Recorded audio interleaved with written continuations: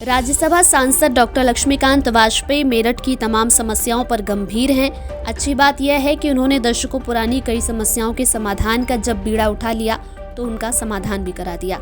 जैसे railway road से TP नगर को लिंक करने वाला मार्ग, यह केवल मानगी भर है।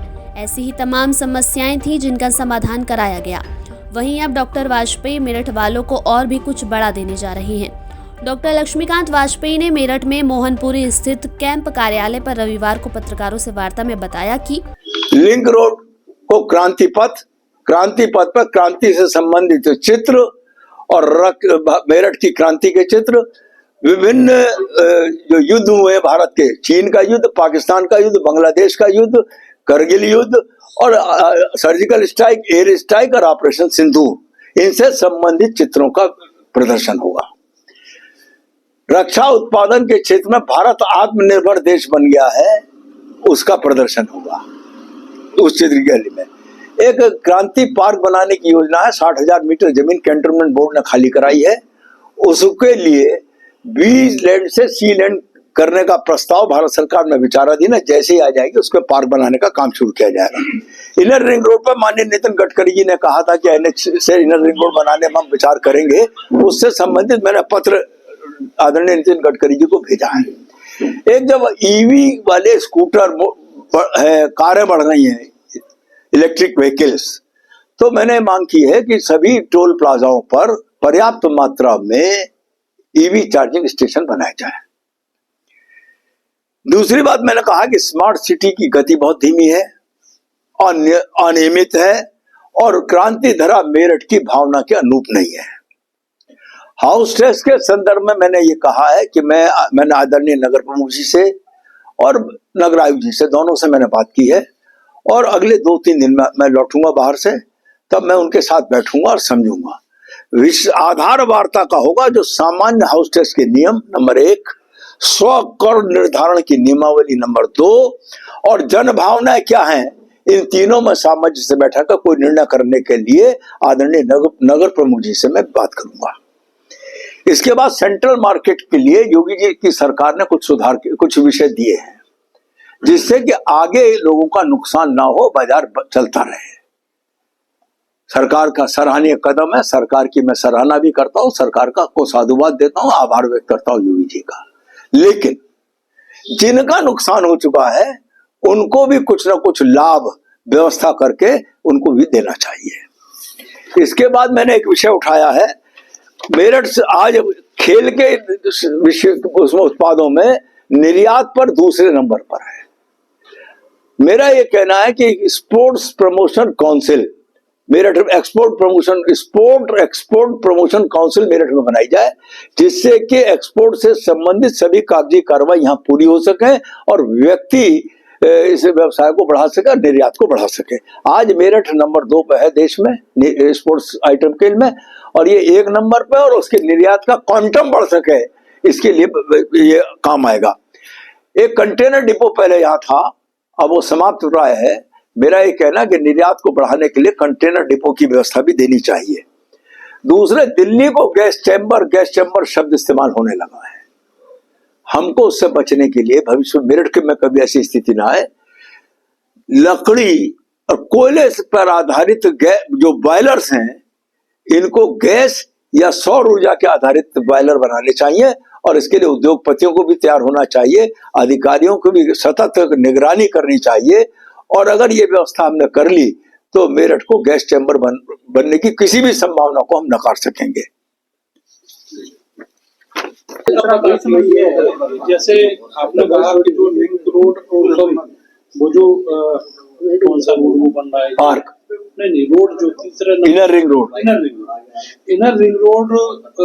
अभी तो कागजों में है, ब्लूप्रिंट में थोड़ा बन गया है और वो भविष्य के गर्त में है एक तरीके से। लेकिन सर, सबसे बड़ी समस्या जो इमीडिएट है वो है शहर में जाम। अभी बात करता हूं। और जाम इतने बड़े लेवल पे है कि ऐसा भी हो सकता है कि हम लोग ट्रैक नहीं करते, 10-20 लोग रोज एम्बुलेंस में ही मर जाते हो। मेरी बात सुनोगे?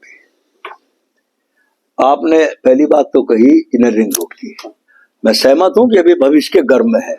मैंने उसमें एक मांग करी है, आपके कहने से मुझे ध्यान आ गया कि इसको स्थानीय कार्यदायी संस्थाओं के बजाय राष्ट्रीय स्तर की कार्यदायी संस्थाओं को सौंप दो, जल्दी काम पूरा होगा और गुणवत्ता के अनुरूप होगा। नंबर 1। दूसरी बात आपने कही अभी, जाम शहर में जो इमीडिएट जाम का इलाज केवल एक है कि सड़क नक्शा निकालो, हर सड़क के मध्य से किनारे तक फीता डाल दो, और फीता डालकर लक्ष्मीकांत वाजपेयी का अगर एनक्रोचमेंट हो सबसे पहले उसे तोड़ दो, अपने आप बाकी लोग हटा लेंगे। अब यही तो चक्कर है। सुनिए सुनियो, और मेरे जब सड़क पर लगाए तो दुकानों पर लगा दें तीर लाल रंग का और लिख दें कि तुझे 2.30 मीटर पीछे जाना है, तुझे 1 मीटर पीछे जाना है, तुझे 1 फुट पीछे जाना है, और 3 महीने का समय दे दें या 1 महीने का समय दे दें। हटा ले तो ठीक, नहीं बुलडोजर से हटाए।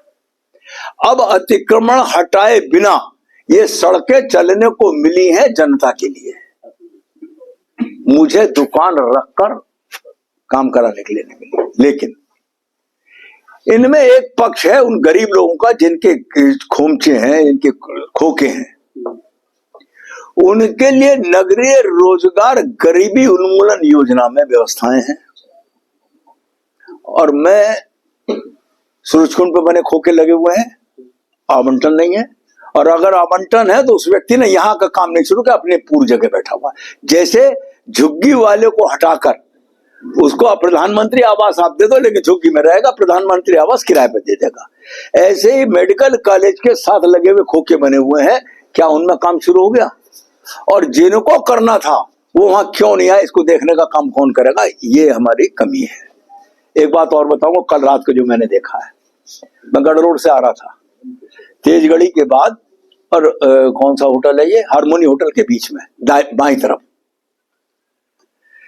बीच का डिवाइडर छोड़ा है इतना चौड़ा, उसको तो समझ में आया। मैंने अधिकारियों को फोटो खींच के जब भेजा तो जवाब उन्होंने दिया कि 1 साल के भीतर मेट्रो का काम शुरू होना है, तो मेट्रो के पिलर के लिए 4.5 मीटर का खंबा बनेगा, दोबारा सड़क ना खोदनी पड़े, इसलिए छोड़ा। समझ में आ गई बात। लेकिन आप जरा तेज गढ़ी से हारमोनी होटल तक अभी जाने से पहले देख के आना, बाई तरफ में 10-10 फुट के चबूतरे वो जिग जैग बनाकर छोड़े। क्यों छोड़े भाई?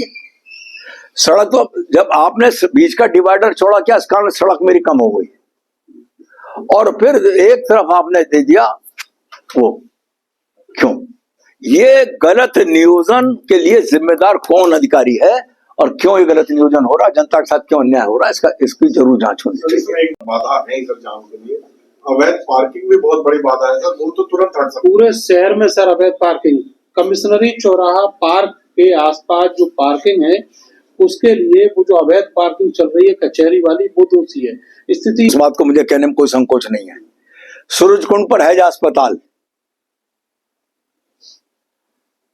पिछले 10 साल से लिखा पढ़ी कर रहा हूं मैं, और मैं ये कह रहा हूं कि आप पार्किंग बनाओ, ठीक।